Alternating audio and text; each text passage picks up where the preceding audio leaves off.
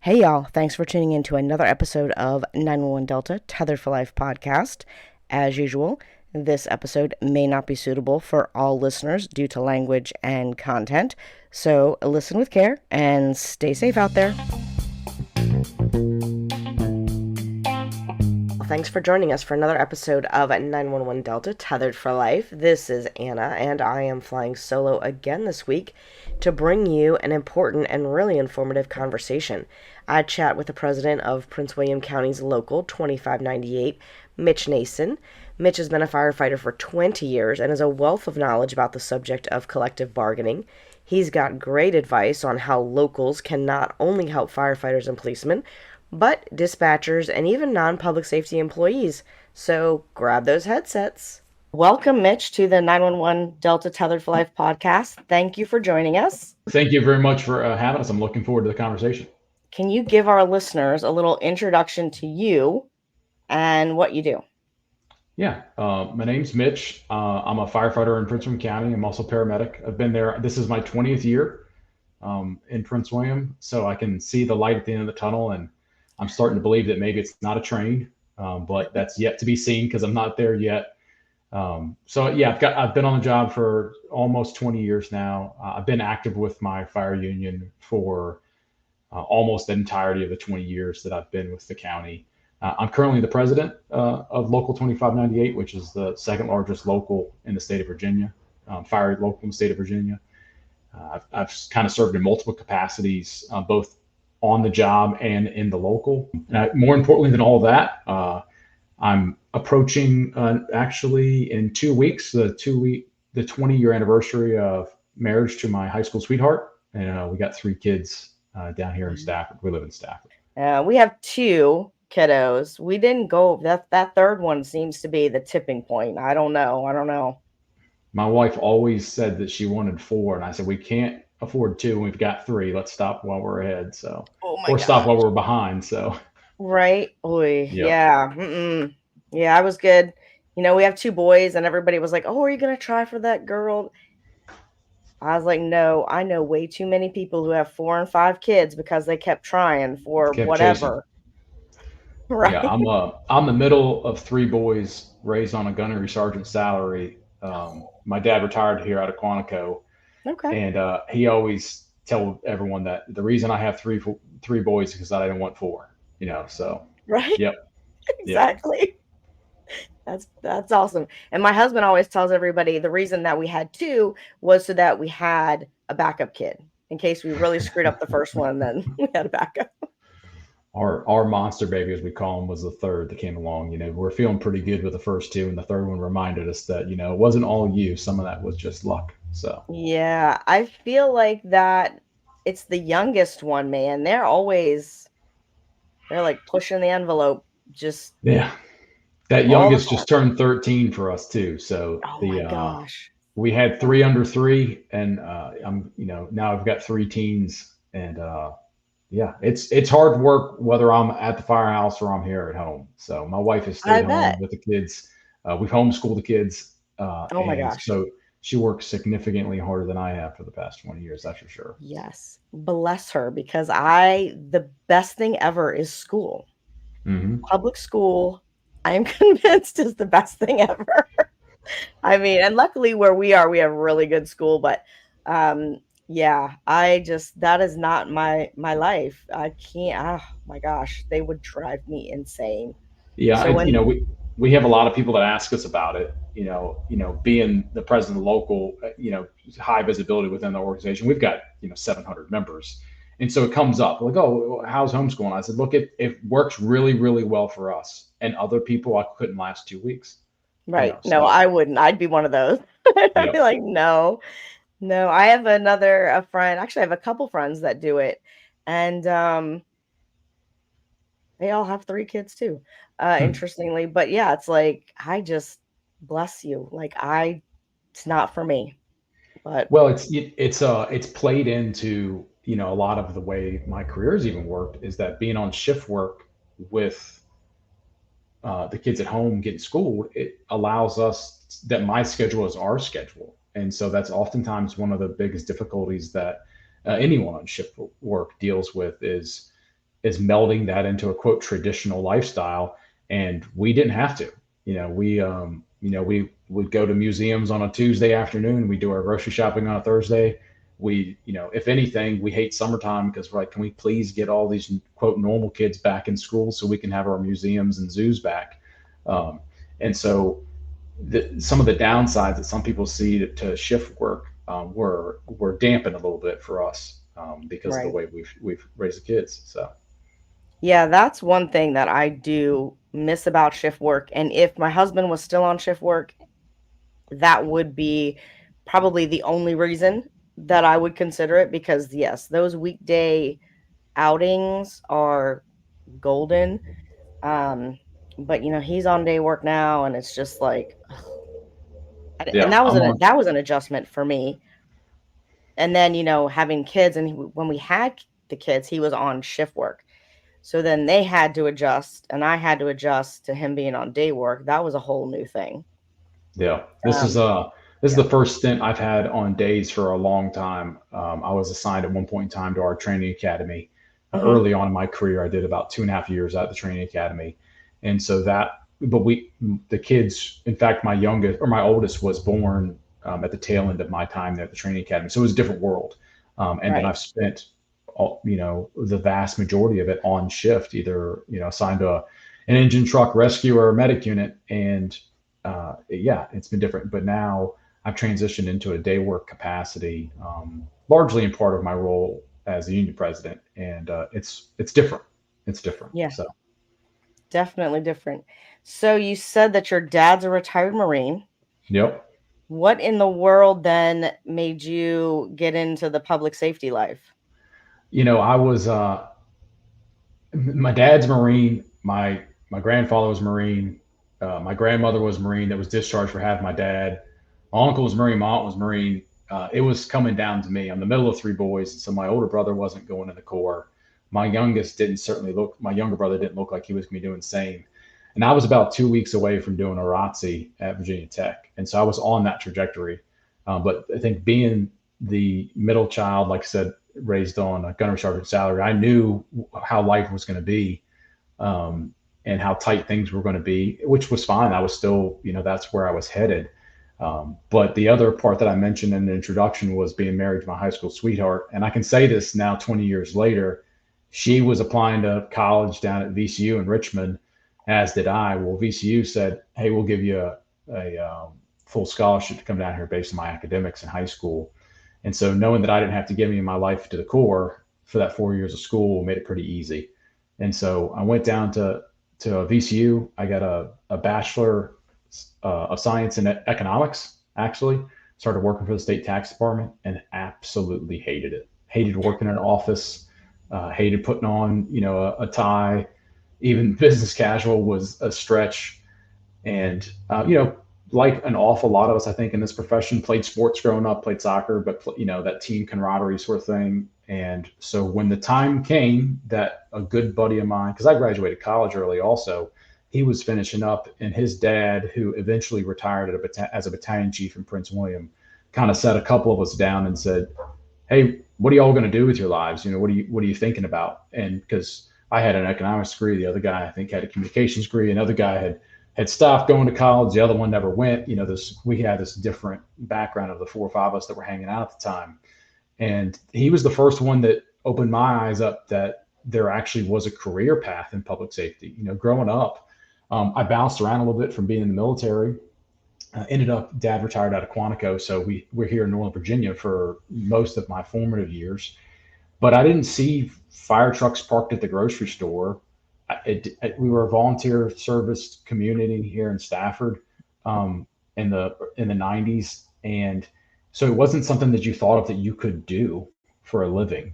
And so as it was being explained to us that yeah, you actually can make a living at this, maybe not uh, the highest living on the hog, but you certainly can pay your bills doing it.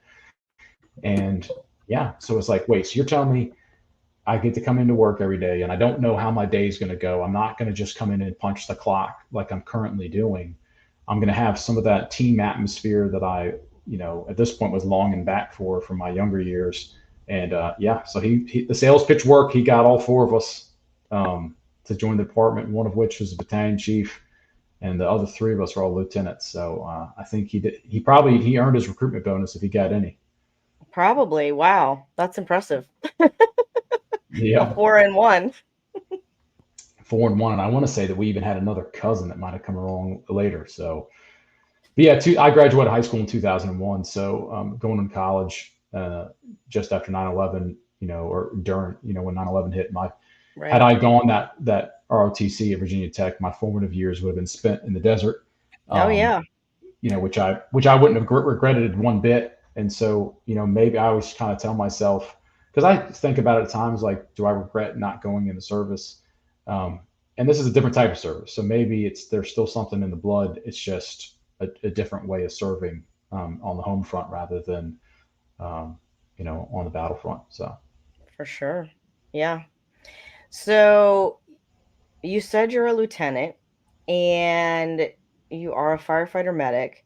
So right now, as the local president, is that your full-time position or do you still have fire department responsibilities? it's really a blended line now, officially with the contract. That's even become more blended. Up until July of this year was something that you just did on the side completely. And so the vast majority of my time as a union official, both as a vice president, a secretary treasurer at one point in time, and then as president, it was just something that was done in addition to.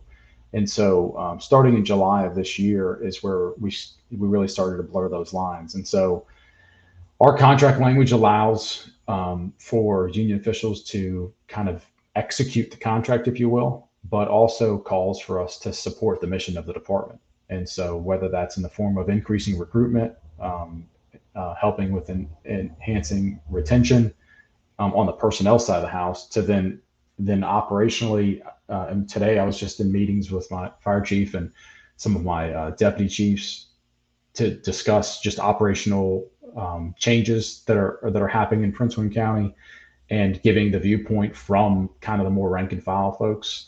Um, the nice thing about being a lieutenant is that while I'm in the officer corps, I'm just barely in the officer corps, so I've still got enough credibility on the shop floor to hear the bad things that are being said, which that feedback doesn't always filter up the way it should be. And so now I'm acting as a conduit to do that. And so, but I'm also riding, to cover as a paramedic. We're in short supply, and so I'd still get a fair amount of time pushing a stretcher, or occasionally even get lucky enough to pull a hose line. So Right. I was gonna say, do you have a preference?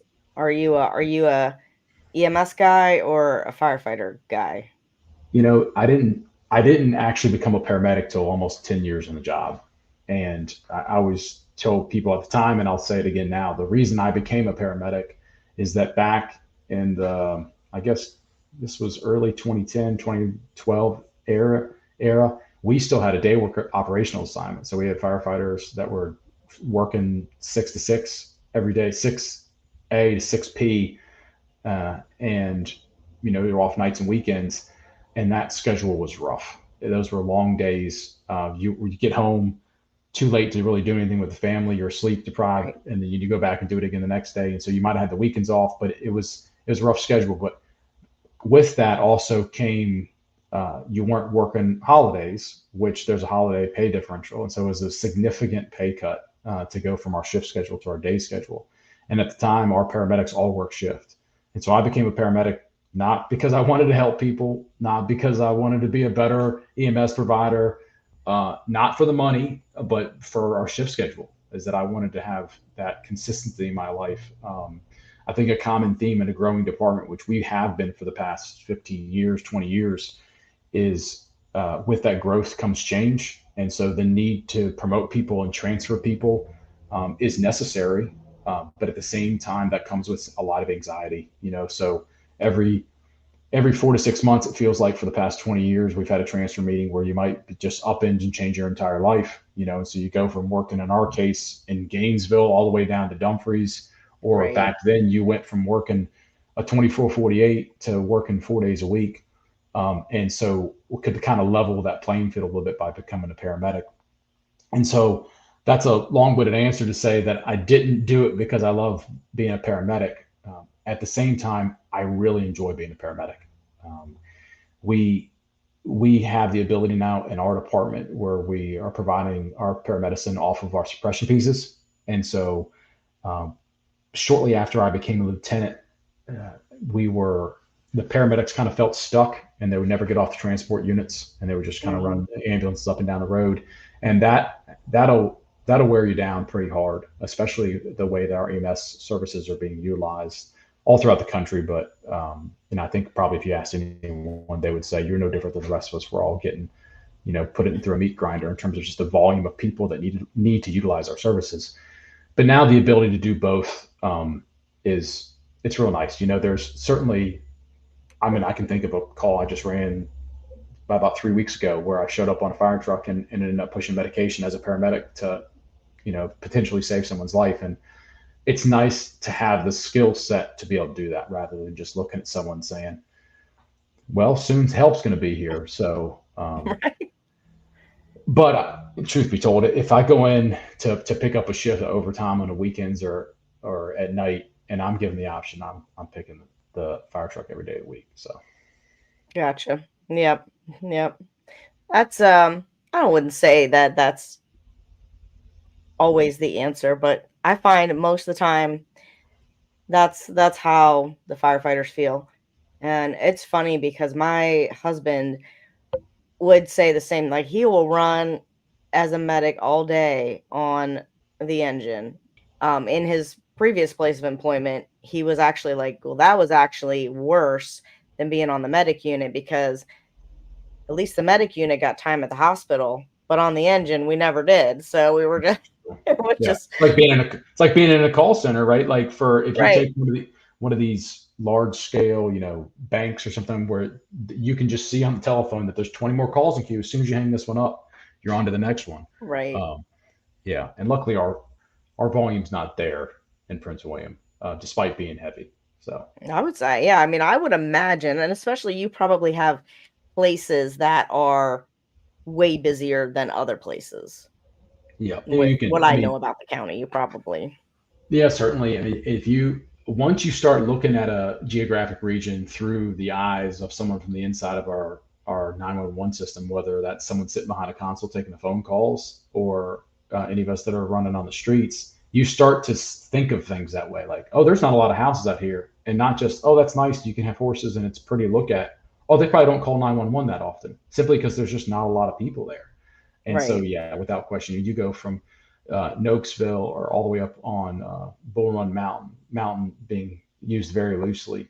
Yeah, they're not populated, and so that's completely different than being along the Sudley corridor in Manassas or along the Route One corridor in Dumfries up into Woodbridge. And yeah, so it's right, but for that reason, that's one thing I think that's nice about the profession is that you get a little bit of everything. We do large animal rescue because we do have horse farms out in certain parts of the county.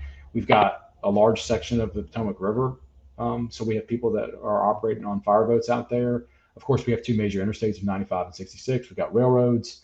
So yeah, it can make the career, and in my case, starting to stare down the barrel of 20 years. Wow, it went by fast right. because there was no stagnating at all. So, Yeah. Cool. It's definitely, I would say, Virginia, especially when you get out of the DC metro area, is a very interesting place to work because of all the variety.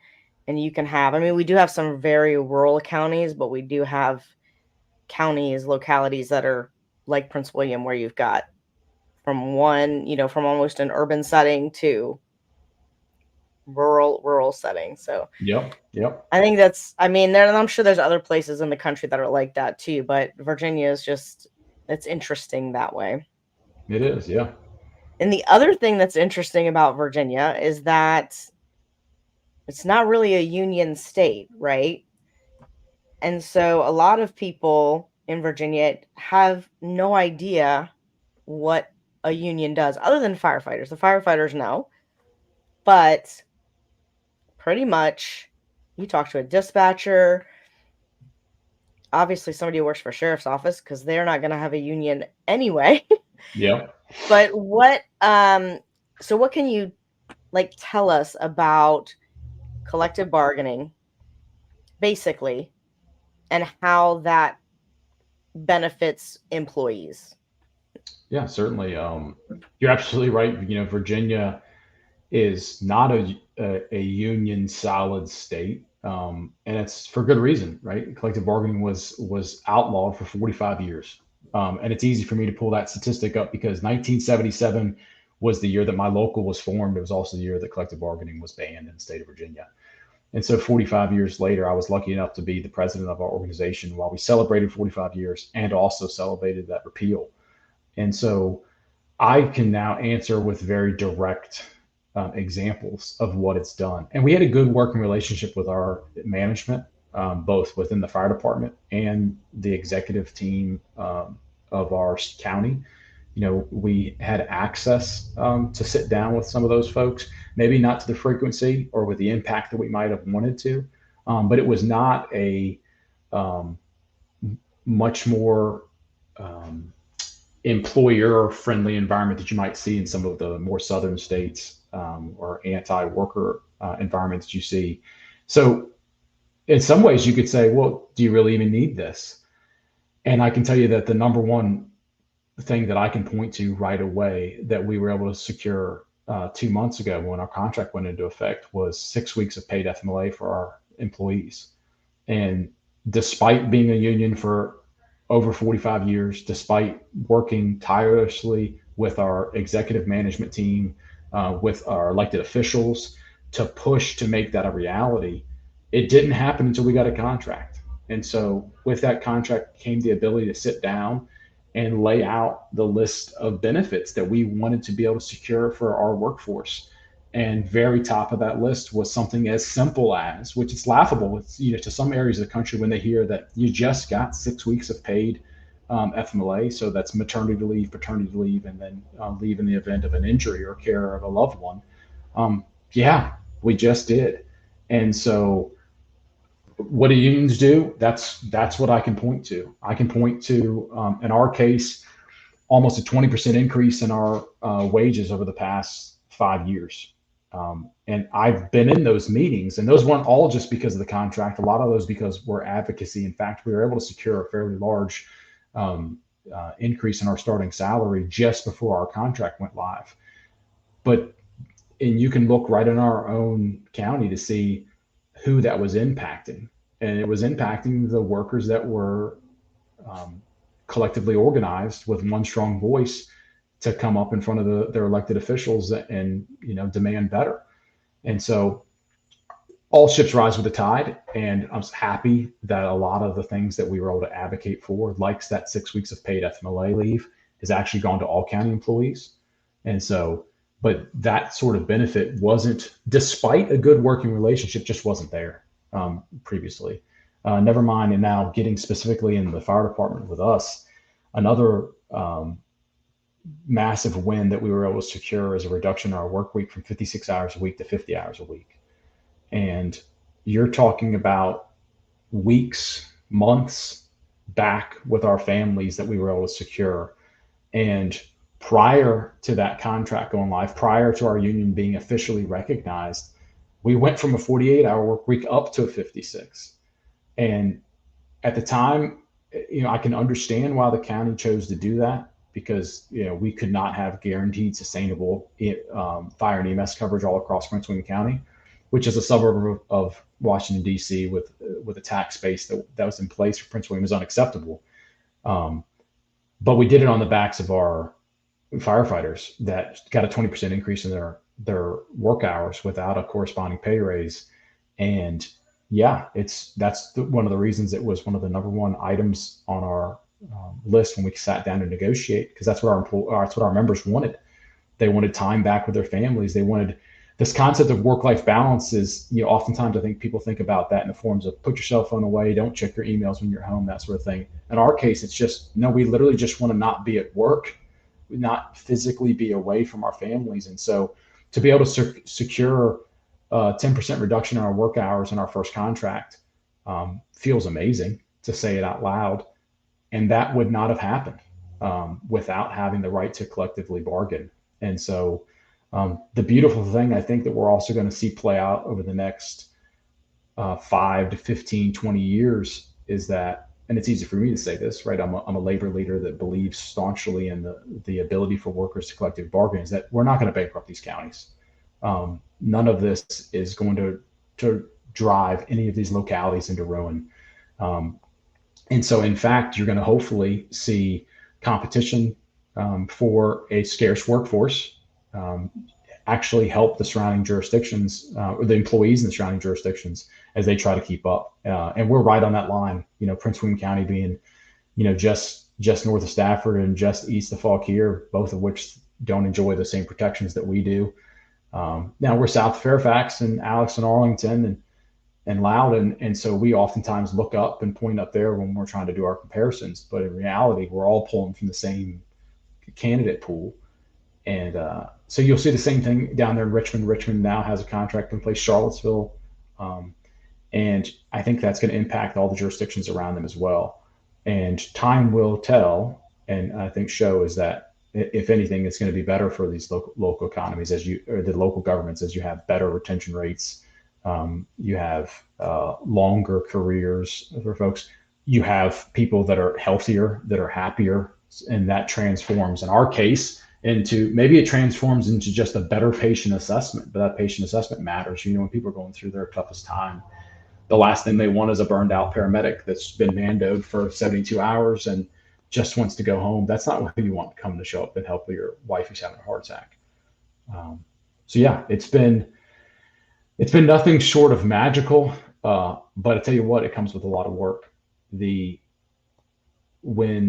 Last year, like I said, I've been president for 3.5, finished up my 4th year right now. I never would have thought that I could have gotten busier because my phone would ring or would buzz with a text all day long and all sorts of stuff. Because we're a large organization, 700 members, obviously you're going to have things from as simple as, hey, I don't think my pay was calculated correctly, to, Joey's got cancer and what do we do? How can I help him? My son has a heart defect and I'm trying to raise some money, and it varies widely. And so and then the contract just layered a whole nother level of work on. And so good things, right? Because I have the ability to turn around, go back to management and say, yeah, I don't think you paid that person right. And now I get to sit in your office and tell you that, not just forward you an email and hope you do something about it. I can hold you accountable for that. And I say hold accountable, I don't mean that in a nefarious way. It was actually the 2 months we've been protected under a contract in Prince William it's been pretty cool to see it, where we're human, right? The accounting department is full of people. Headquarters is full of people, and sometimes we make mistakes. And when you point them out, people oftentimes say, "Oh, hey, thanks for pointing that out." So yeah, it's Cool. been Yeah, that's always the amazing. thing with, I think, especially with public safety, right? Like, people don't realize that we're all just people and we have bad days and we screw up and we do those things too. Yeah, certainly. Um, so what would you say if you could explain it to somebody who doesn't know anything about collective bargaining and the union? What Having that contract in place, what kind of clout does that give you with the county?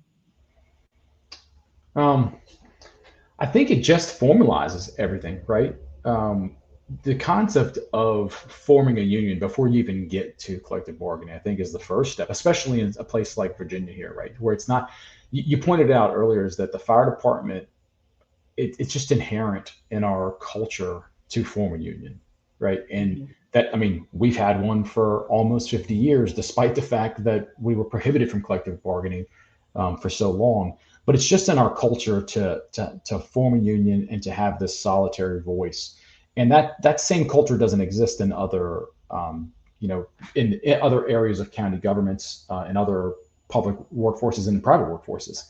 as you've seen the drop of unionization across the country over the past half century. And so I think the first step is almost explaining to people the power of coming together and having a singular voice to be able to express their concerns. Because oftentimes, people will get into their echo chamber and they might bring up a very good point, but if it doesn't go any further than whatever their small circle is, whether that's because it's an echo chamber or because their influence doesn't go any farther than that, you're not making that impact, despite the fact that it could have been a tremendous idea. And so now when you get 5 to 10 people and they're singing from the same sheet of music, it's harder and harder to ignore that.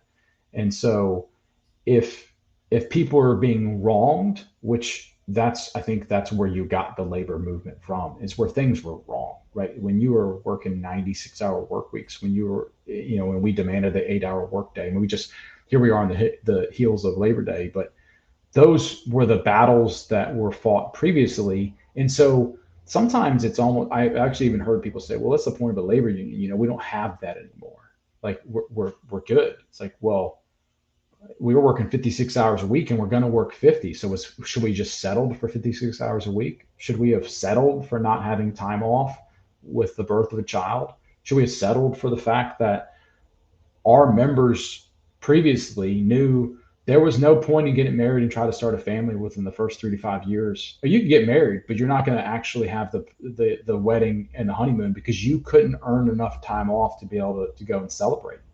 And you certainly might as well not think about having a child, whether you're a male that's trying to support your spouse or a female that's on the job. We're trying to do our best to make our service look like the community we serve.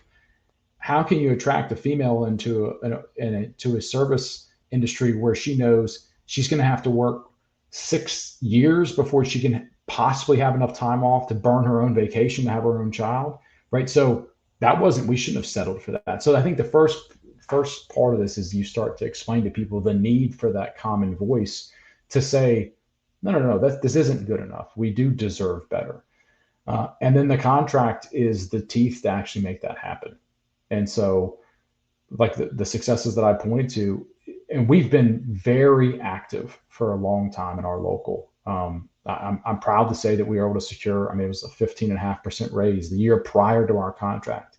That didn't happen just because everyone loves a firefighter. That happens because of, political activism. That happens because we spent countless hours testifying in our board chambers, from researching our vacancy rates to pointing out the problems with our attrition numbers. And no one person did that, right? That was a collective effort of us coming together. And so we were able to make some significant successes even outside of the contract, but those are amplified to a whole nother level.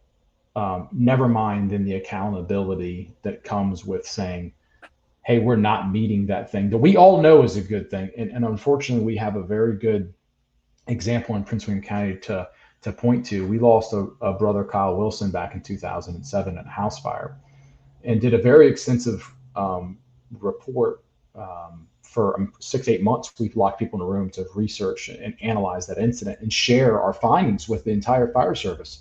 And in doing so, one of the things we highlighted was the need to have 4 people on a fire engine.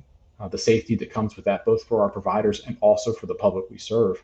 Here we are 17 years later, and we don't staff our fire engines with 4 people in Prince William County. And that was, believe me, not for lack of trying. That was coming back every single year and demanding it and saying this is for the safety of the providers and safety of the public we serve. And we still don't have 4 people on a fire engine. Now, our first contract, we were not successful in getting that put in. And we were kind of really faced with a conundrum of, do you push to try to decrease the work week, or you push for try to get that 4th person on an engine company, both of which and I respect the fact that we're spending taxpayer dollars to do this, right? So there's only so many resources to go around. And so, but the contract allowed us to even have to make that decision. Because, and it's can be cliche, but without collective bargaining, you've got collective begging. And Right. believe me, having sat and testified before a board for decades prior to having a contract, with what I believe to be a good common sense answer as to why something should be done, only to be told no, or maybe not told anything. Because I mean, certainly wasn't sitting in the room as to be part of the discussion. Which, the saying that you want a seat at the table is real, right? We're at that table Right. now. That's awesome. So what schedule do you guys work now that has it changed your work schedule now that you've gone to the 50 hours or So the 50-hour work week initiative is actually a multi-year initiative, and yeah, so we have not, it's it has going to not take changed. time for sure. Yeah, it has not happened yet, and so it's actually going to take us 3 years to hire the personnel to make it happen. And a Okay. department our size, what was allocated and analyzed from the county side is that we needed to hire 90 people to make that a reality. The problem is because we've reached the point now where we've started to mature as a department, we're seeing anywhere from 30 to 60 retirements a year, and Wow. so we have to fill those 30 to 60 retirements a year and now add these 30 positions. We're also be opening a brand new firehouse up in 2 years. And so we just got the staffing for that. And so you're talking about our training academy that's out in Nokesville. It might as well be 24 hours a day. It is nonstop. They put a new parking lot in, and it doesn't matter because we are shoving so many people through that building. Um, it's insane. And so it's going to take us 3 years to get the people hired. And so the first crop are already, half of them just graduated about a month ago. The other half from this first year are in the training academy now. But it's not. We used to back when I was hired. I'm part of class 052, as I like to call it, the best damn graduating recruit class in Prince William County history. And you're either 051 or 052. There was just two classes. Well, we're now running. We got up to the point that we were running three classes a year, and now you might as well stop calling them by the year because it's 3.5 because they're overlapping so much. Wow. And so the work schedule that I just had a conversation this morning with the fire chief about that work schedule, and we're actually forming a committee made up of members of the local, along with management, to look at and analyze what that looks like.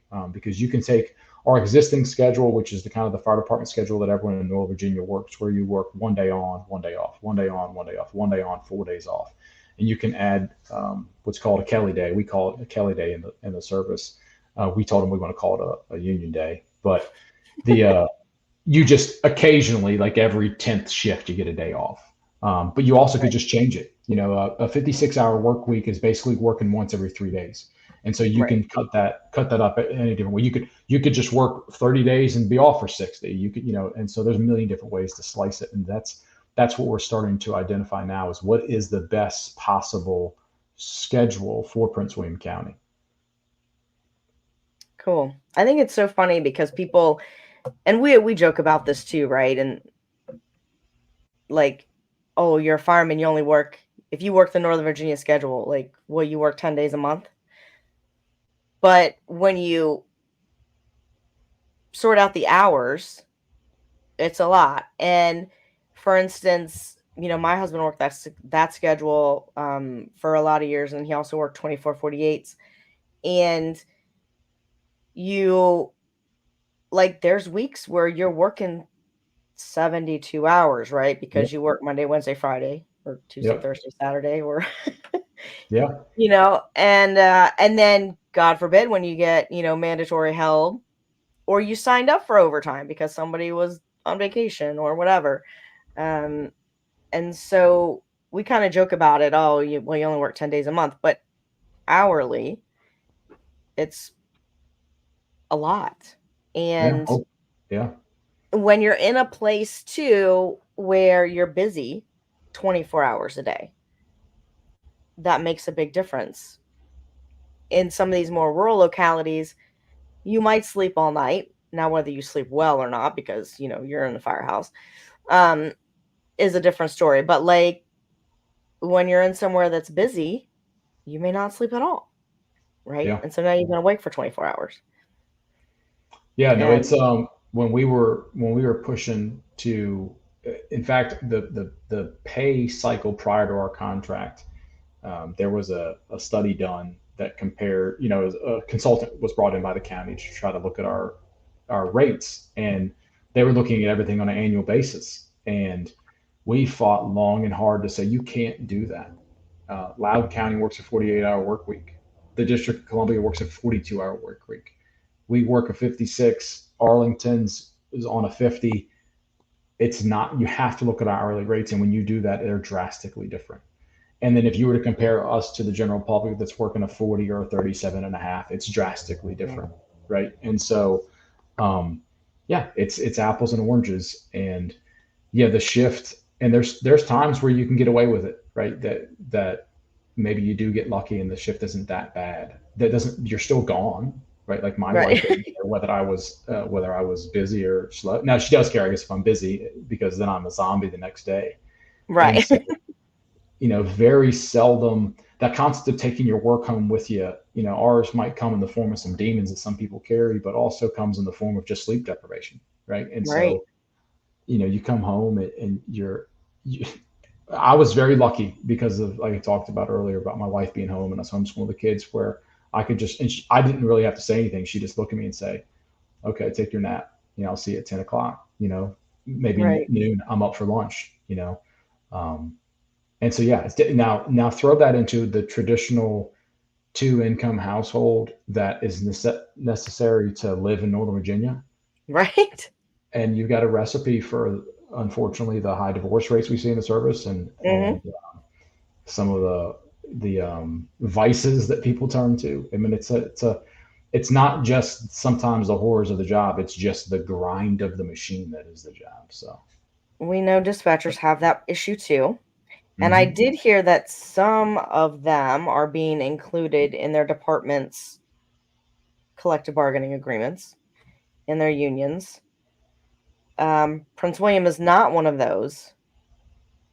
But can you tell me a little bit about why that is and how that works for dispatchers and how they got included and how maybe if they wanted to get started on forming their own groups, they could do that.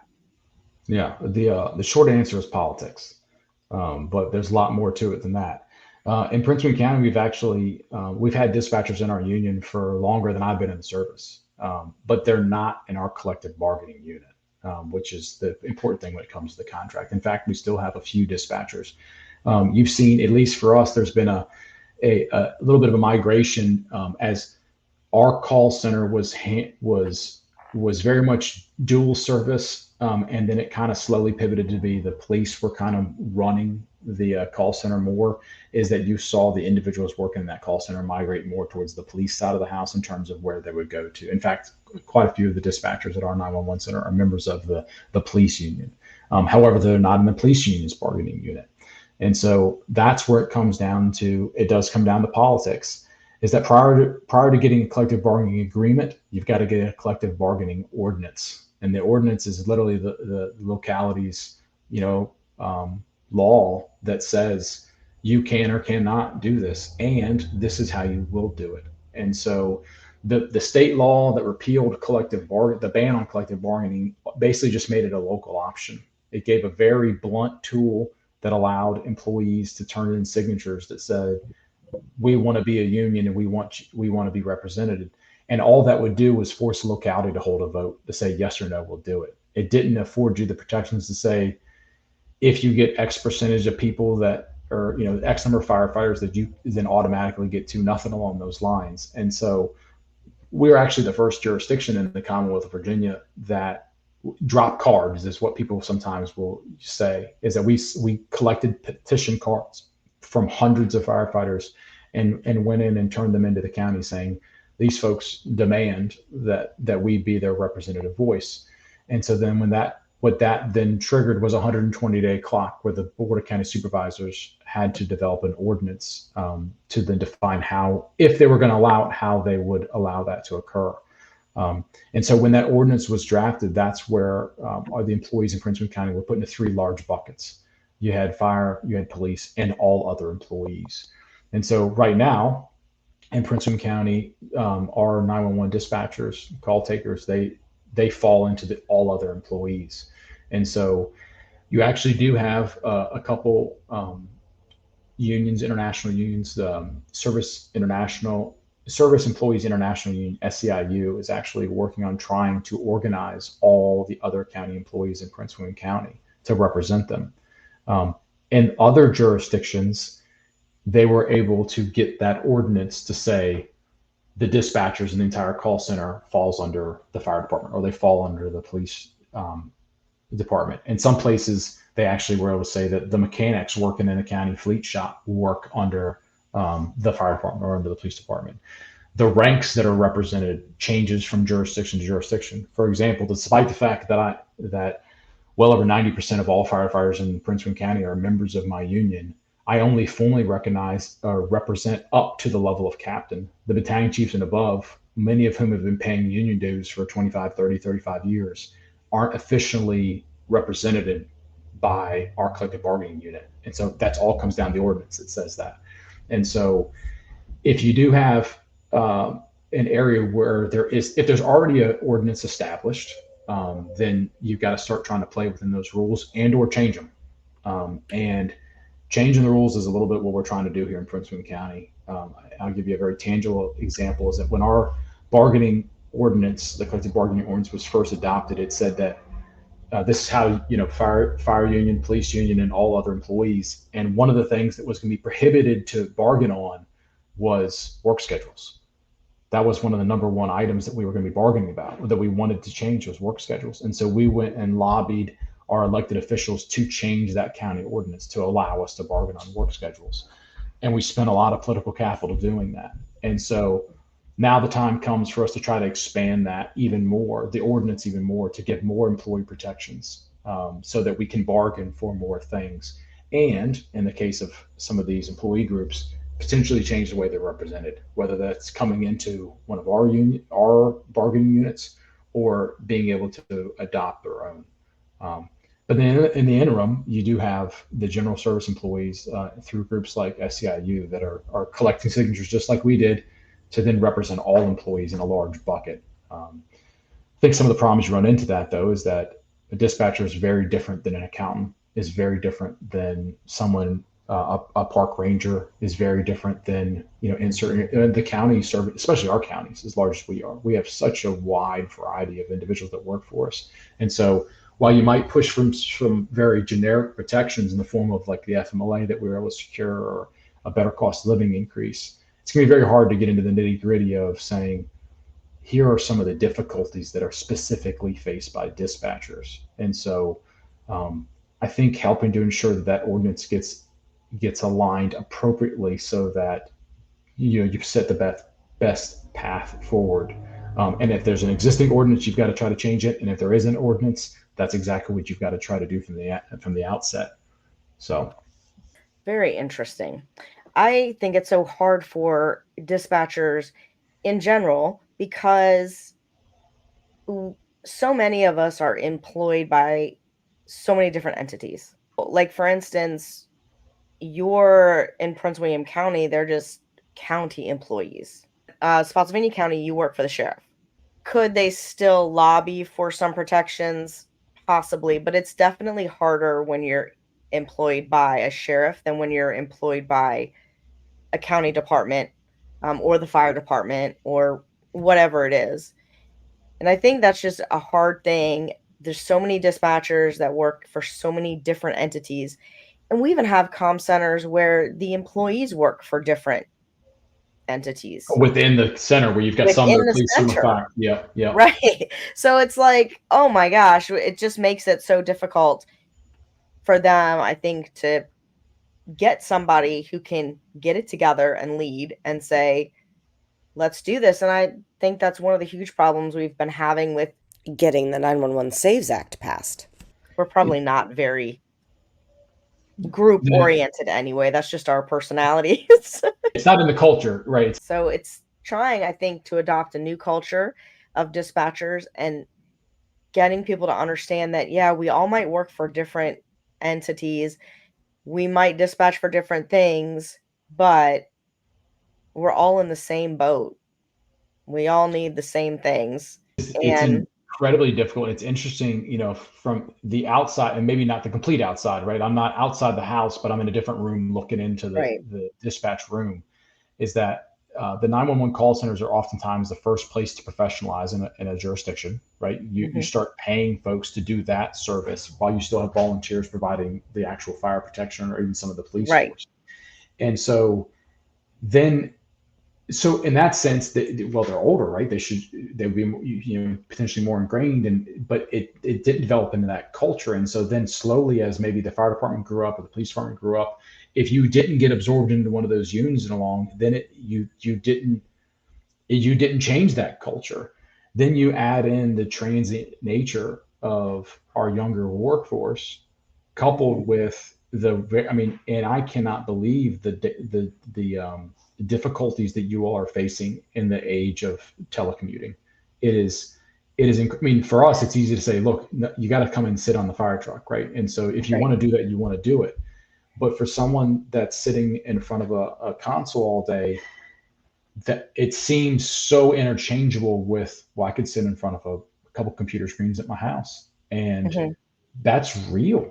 Throw in the cost of living that we have up here, specifically in Northern Virginia, but that's any metro um, Right. area across the country, and I can't imagine trying to crack that nut right now that is happening in our call centers of dealing with that. And people love sometimes to be like, oh, this newer, younger generation. It's like, look, this is a different world. Number one, they've been brought up in a world where staying employed at the same jurisdiction, the same place their entire career is not learned behavior anymore. Because when Hmm. our parents lost or their grandparents lost their pensions as the private world went away from a traditional defined benefit pension plan to these 401k style plans, you disincentivize staying with Ford for 40 years and getting a gold watch and a pension at the end.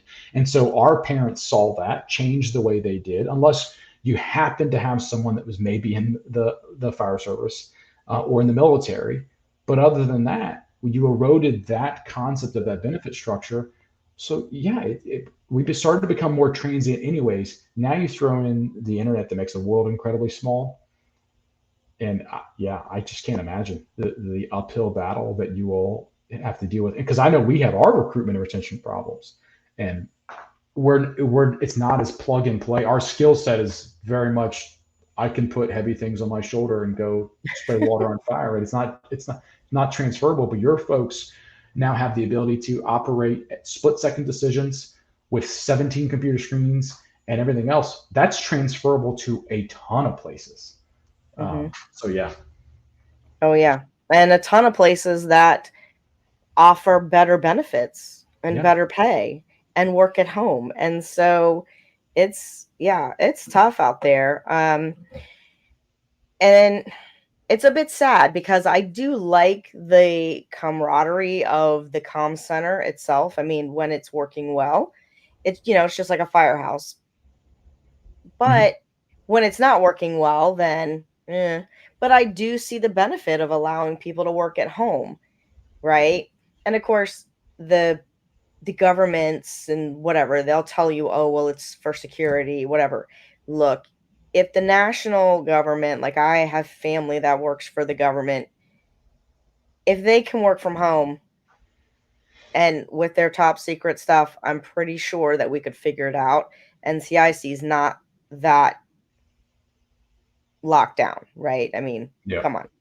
I So, imagine we're going to see that evolution, and yeah, which now comes with its own challenges, right? Of now you have a decentralized workforce that you're trying, and you want to talk about having difficulties to unionize a workforce, put them in their own right, houses, but they don't talk to each other, right? And right. then so yeah, it's a crazy world we live in.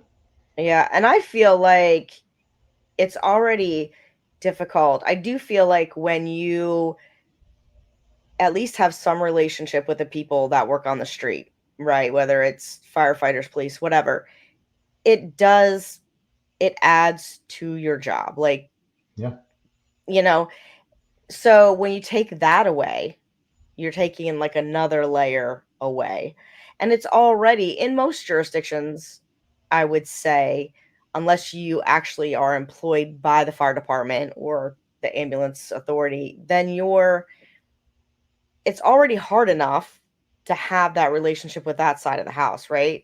When you work for the sheriff, you see deputies all the time, you see the command staff of the sheriff's office all the time. You might see fire admin, once in a Mhm. while. It's a different beast, right? And so that's already hard. And then if we take people out of the comm center, it gets harder. So Yeah, it's an it's interesting. siloed. And I tell Yes. you what, the one thing I'm very glad that happened early in my career, and it continues now, but not to the extent it should, is coming up and interacting with our dispatch center on a regular basis. In fact, when I first got on, it had just ended the practice where our folks would go up and be call takers, as technician ones, as our newest members would still go up and do tours doing that stuff. And you know what? It probably made you a better firefighter for it, because the second you're on this end of the listening, you know what to say, right? You know that Hmm. enunciation matters. You know that you need to use the right jargon or no jargon at all, and so um, yeah, I can only then imagine trying to then do that over Zoom Right. with 30 employees in the field. You know, Yeah. And you also learn really quickly that we aren't making this shit up. Like, this is the stuff that people actually say to us. oh, we love to read the notes, but Right. I mean, I laugh knowing that someone said that to you before you typed it in. Right. It's So like, that's what they said. Um, all yeah. firefighters need to sit down and think about the fact when they go and sit in a training class and someone's got the PowerPoint going, and maybe you're working on a project together, and no one wants to be the one typing because you keep misspelling things.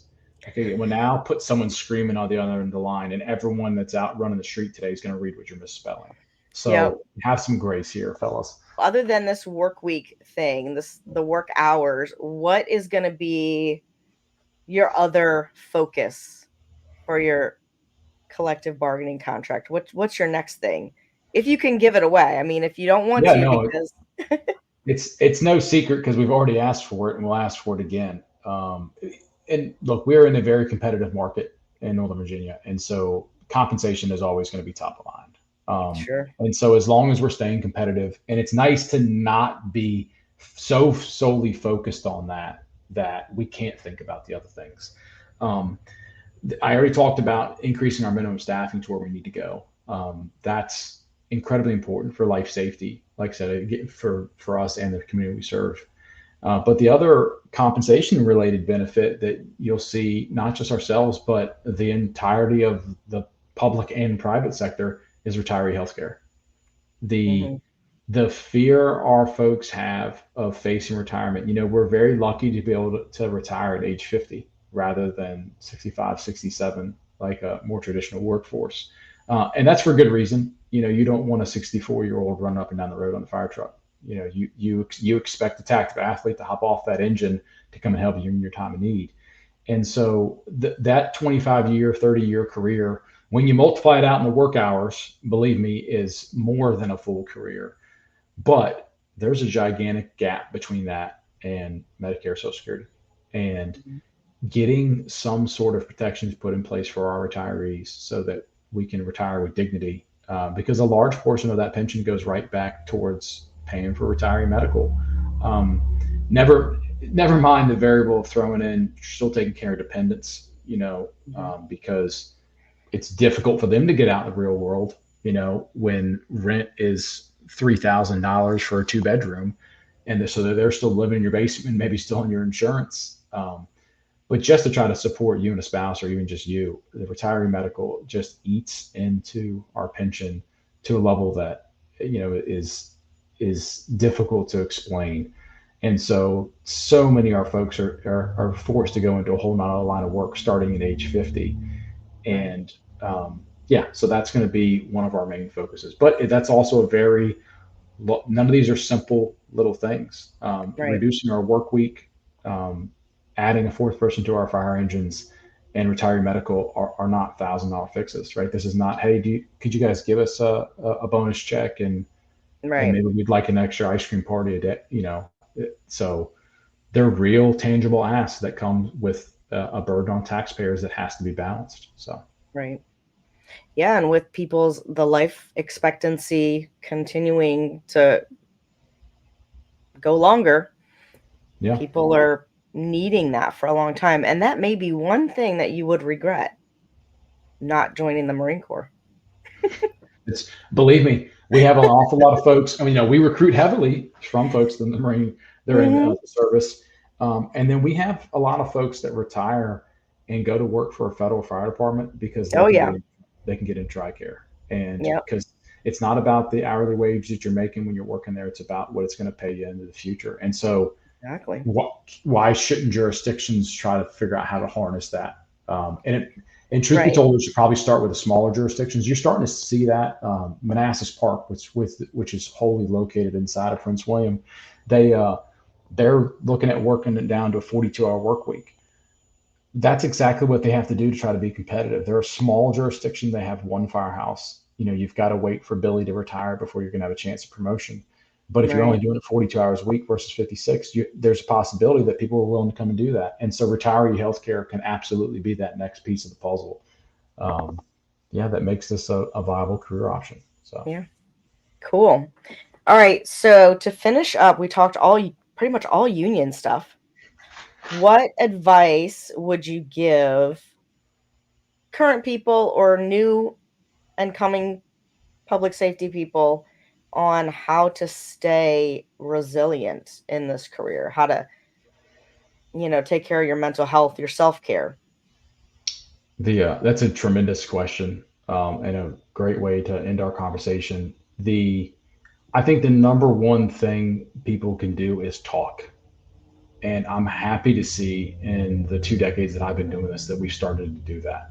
When I was hired in 2005, um, unfortunately, within the first half of my career, I got to see one of my classmates take his own life, and actually happy to see that our IFF has recently changed the way we recognize and honor line of duty deaths, so that suicide is now being honored. And so we're actually adding Marcelo Trejo to our wall of honor out in Colorado Springs this in 2 weeks actually, and that's a long ways from where we were, because when Trejo took his own life, I didn't go to his funeral. I was mad at him and didn't want to even and celebrate his life, which I regret now. Um, but what I regret more is that we weren't having conversations that could have potentially stopped that.